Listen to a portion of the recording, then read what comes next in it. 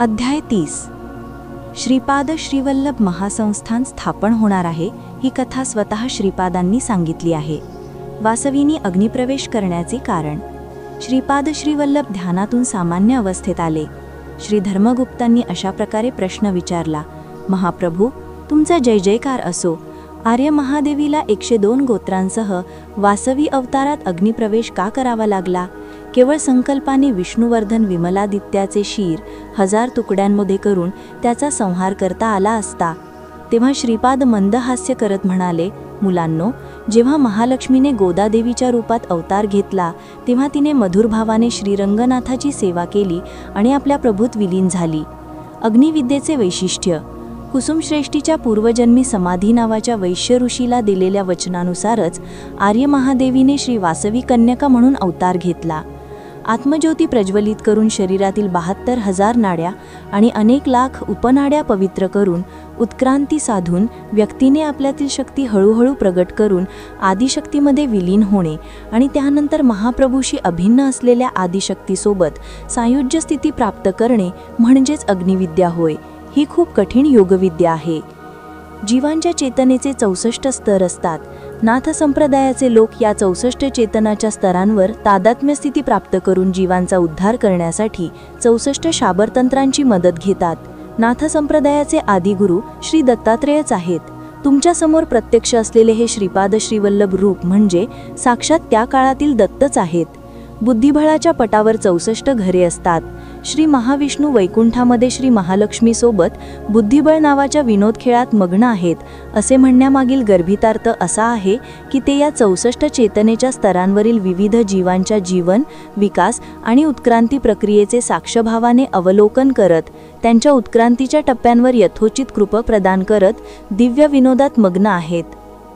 श्री महाविष्णू वैकुंठामध्ये श्री महालक्ष्मीसोबत बुद्धिबळ नावाच्या विनोद खेळात मग्न आहेत असे म्हणण्यामागील गर्भितार्थ असा आहे की ते या 64 चेतनेच्या स्तरांवरील विविध जीवांच्या जीवन, विकास आणि उत्क्रांती प्रक्रियेचे साक्षीभावाने अवलोकन करत त्यांच्या उत्क्रांतीच्या टप्प्यांवर यथोचित कृपा प्रदान करत दिव्य विनोदात मग्न आहेत. मानवाला दिव्यात्मा बनण्यासाठी आवश्यक योग्यता. मानवाच्या शरीरातील चेतनेच्या स्तरांवरून त्यांच्या उत्क्रांतीचा वेग अवलंबून असतो. जीवाने दिव्यात्मा बनलेच पाहिजे हा विश्वमानसाचा एक अटळ नियम आहे. त्या स्तरांनुसार मानवांनी आचरलेले योग पद्धती, मंत्रजप, यज्ञयागादी विधी, धर्मकार्ये इत्यादींमुळे त्यांच्या शरीरातील आत्मज्योतीचा प्रकाश अवलंबून असतो. त्या प्रकाशानुसार नाडीशुद्धी होत असते. नाडीशुद्धीच्या स्तरानुसार मानवामध्ये अनेक प्रकारच्या शारीरिक, मानसिक आणि आध्यात्मिक शक्ती प्राप्त होतात. त्या शक्तींचा विकास होत असताना त्यांच्याकडून केल्या जाणाऱ्या धर्मकर्मानुसार दैवी कृपा प्राप्त होते.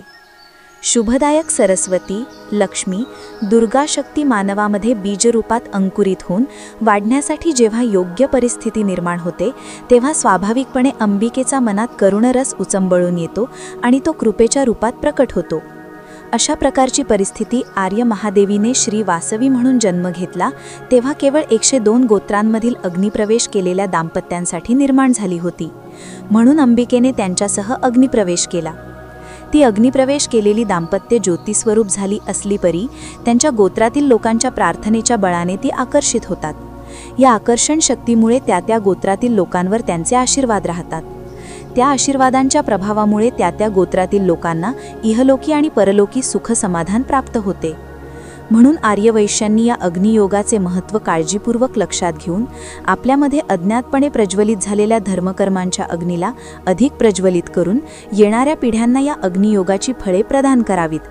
एका वंशात प्रज्वलित झालेल्या धर्मकर्माचा अग्नी 7 पिढ्यांपर्यंत प्रज्वलित राहतो. किमान 7व्या पिढीतील लोकांनी तरी पुन्हा धर्मकर्माग्नीला पूर्णपणे प्रज्वलित केल्यास तो पुन्हा 7 पिढ्यांपर्यंत तेजोमय राहतो. जोपर्यंत तो अग्नी प्रज्वलित राहतो तोपर्यंत त्या वंशात 8 प्रकारचे भोग आणि ऐश्वर्य चालत राहतात. अव्यक्तला व्यक्त करणारा अग्नीच आहे. पूर्वजन्मात मानवांनी केलेल्या महापापांमुळे या जन्मात अनेक प्रकारचे संकटे, नुकसान आणि पीडा व्यक्त होतात. या महापापांचा मंत्र, तंत्र, योग, दान, धर्म इत्यादी मार्गांनी नाश केल्यास सुख समाधान मिळवणे शक्य होते. व्यक्ताला अव्यक्त करणाराही अग्नीच आहे. आज जीवांनी केलेली महापापकर्मे अग्नीमुळे अव्यक्त अवस्थेत नेली जातात.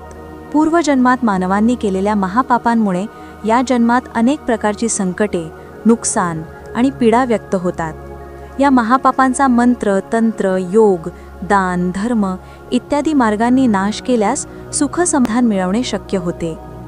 व्यक्ताला अव्यक्त करणाराही अग्नीच आहे. आज जीवांनी केलेली महापापकर्मे अग्नीमुळे अव्यक्त अवस्थेत नेली जातात. ती पुन्हा अव्यक्तमधून पुढच्या जन्मात व्यक्त होतात. आर्या महादेवीने अग्नियोगानुसार 102 गोत्रातील लोकांचा उद्धार केल्यामुळे त्या गोत्रांच्या ऋषी परंपरेशी संबंधित जनुकांचे संरक्षण करणाऱ्या जनुक देवतांकडे बीजरूपात कृपास्वरूप अत्यंत शुभस्पंदने साठवलेली आहेत. त्यांना त्या गोत्रांच्या व्यक्त स्थितीत आणण्यासाठी पुण्यकर्मे करावी लागतील. पुण्यकर्मे केल्याने त्यांना मिळणाऱ्या पुण्यफळांसोबतच अतिरिक्त स्वरूपात बीजरूपात असलेली अनेक शुभस्पंदनेही व्यक्त होतात. त्यामुळे त्यांच्या थोड्याशा पुण्यालाही विशेष फळे मिळते. हे सर्व श्री वासवी देवीची कृपा आणि अग्निप्रवेश केलेल्या दाम्पत्यांच्या त्यागाचे फळ आहे हे जाणून घ्यावे. मुलांनो, माझ्या सांगण्यावरून आर्यवैश्य कुळात जन्म घेणे हे मोठे भाग्य आहे असे मानण्यात काही चूक नाही. यासाठी एक विशेष नियम आहे. आर्यवैश्य म्हणून जन्माला येऊन पुण्यकर्मे न करता पापकर्मात गुंतल्यास मिळणाऱ्या पापफळांपेक्षा 1000 पट अधिक पापफळ मिळते. यामागे अग्निप्रवेश केलेल्या दाम्पत्यांचा शाप आणि श्रीकन्यका परमेश्वरी देवीचा शाप असतो हे लक्षात ठेवा. सामान्य माणसाने पाप केल्यास मिळणाऱ्या पापफळापेक्षा आर्यवैश्यांनी केलेल्या पापाचे फळ 1000 पट अधिक असते.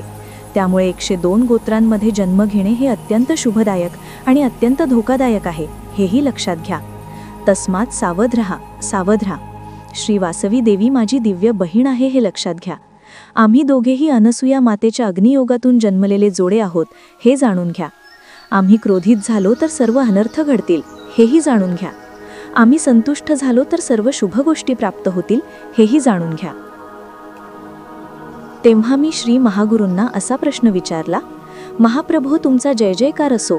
श्री वासवी कन्यकेने तुम्हाला तिच्या देवस्थानाच्या परिसरात व्यंकटेश्वराच्या रूपात येण्यास सांगितले होते, त्याचा अर्थ काय आहे हे स्पष्ट करा. शंकर भट्टा, भविष्यात माझे महासंस्थान श्री पीठापुरममध्ये माझ्या जन्मस्थानीच स्थापन होईल हे जाणून घे. तू हे चरित्रामृत लिहित आहेस, यातील गोष्टींना काय प्रमाण आहे असे प्रश्न विचारणारे मूर्ख शिरोमणी असतील. श्रीपाद श्रीवल्लभ हेच श्री पद्मावती व्यंकटेश्वर आहेत, यावर कसा विश्वास ठेवावा असे ते विचारतील. त्यासाठी प्रमाण म्हणून आर्य महादेवीच्या वासवी कन्यका अवताराला सिद्ध करण्यासाठी मी व्यंकटेश्वराच्या रूपात त्या बृहतशिला नगरात स्थापित होईन. ही गोष्ट श्रीपाद श्रीवल्लभ चरित्रामृत प्रकट होण्यापूर्वीच घडून येईल, हा माझा संकल्प आहे. एवढे देवदेवता असताना माझे व्यंकटेश्वर रूपच तिथे का स्थापित व्हावी? ज्यांनी स्थापना केली त्यांना तरी काही माहीत आहे का? हीच माझी लीला आहे. मी तिथे व्यंकटेश्वर म्हणून स्थापित होईन. श्रीपाद श्रीवल्लभ महासंस्थान कसे स्थापन झाले, श्री चरित्रामृत कसे प्रकाशात आणले जात आहे हे संस्थान स्थापन करणाऱ्यांनाही माहीत नाही.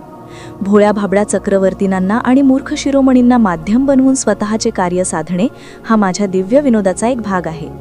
माझे संस्थान आर्यवैश्यांकडून स्थापन केले जाईल. माझ्या पीठापुरममध्येच श्री वासवी कन्यकेचे मंदिर 52 आर्य वंशातील लोकांकडून स्थापन केले जाईल.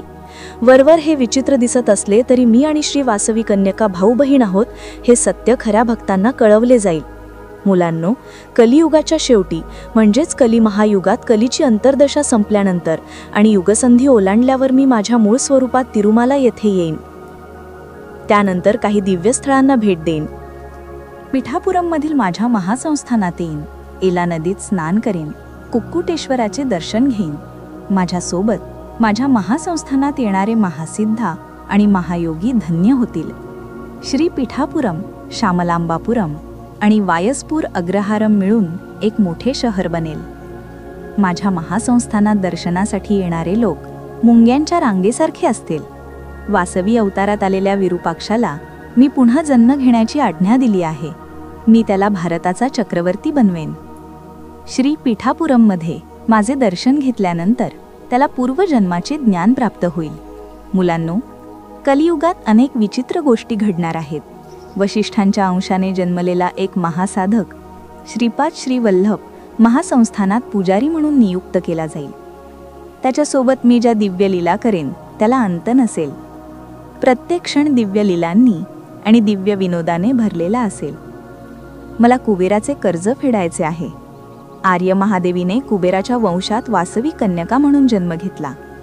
तिचा विवाह श्री नगरेश्वर महाप्रभूंशी करायचा आहे. विवाहासाठी लागणाऱ्या धनाकरिता पुन्हा कुबेराकडून कर्ज घेण्यास माझे मन तयार झाले नाही. त्यामुळे कुबेर वंशजांना आणि लक्ष्मीपुत्रांना अनेक लीला दाखवून त्यांची संकटे दूर करून माझा वाटा म्हणून खंडणी स्वीकारण्याचा मी निश्चय केला आहे. कुबेराला ऐश्वर्य देणारा मीच आहे. त्यामुळे मी कुबेराला भिक्षा देणारा आहे. तरीही फेडता न येण्यासारख्या कर्जाच्या भारात मी दबलो आहे. त्यामुळे मी कुबेराकडून भिक्षा घेत आहे. भिक्षेतल्या भिक्षेला वीरभिक्षा म्हणतात. रुबाबात दिमाखात भिक्षा मागण्याला वीरभिक्षा म्हणतात. श्रीपादांच्या दिव्य मंदहास्याचे दर्शन घेण्यासाठी 1000 जन्मही पुरणार नाहीत. श्रीपाद श्री वल्लभांचा जय जयकार असो.